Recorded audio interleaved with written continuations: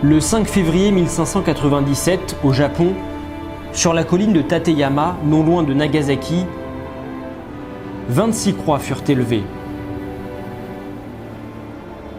Ce fut la première exécution publique depuis que l'ordre de persécuter les chrétiens avait été donné par le shogun Hideyoshi.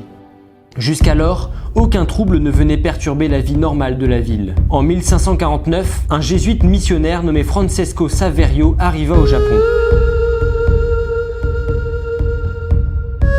En quelques décennies, il convertit des milliers de chrétiens, jusqu'à 200 000 personnes. La dynastie des shoguns qui dirigeait le pays le prirent pour une menace. Ils étaient terrifiés de cette christianisation en puissance et s'inquiétèrent d'une éventuelle invasion du Japon par les puissances occidentales. Ils mirent en place une terrible politique de persécution massive des chrétiens. Paul Miki était bien connu des chrétiens japonais. Il était le premier japonais à être devenu jésuite. C'était un grand prêcheur qui convertissait les foules venues écouter ses enseignements. En décembre 1596, Paul Miki fut arrêté à Osaka. 2 autres jésuites furent emprisonnés avec lui, ainsi que 6 missionnaires franciscains et 17 laïcs japonais. Parmi eux, 2 jeunes garçons âgés de 11 et 13 ans, Antonio et Ludovico. Ils étaient 26 chrétiens au total. Malgré les terribles tortures, ils ne renièrent jamais leur foi. Ils furent forcés de marcher pendant 30 jours, depuis Osaka jusqu'à Nagasaki, un parcours d'au moins 800 km endurant le froid glacial de l'hiver japonais. Ce voyage devint le plus incroyable des témoignages de foi. Le 5 février 1597, ils furent transportés sur la colline de Tateyama pour être crucifiés. Quand ils virent les croix, leurs noms étaient gravés sur chacune d'entre elles. Un à un, ils se mirent à genoux pour les embrasser.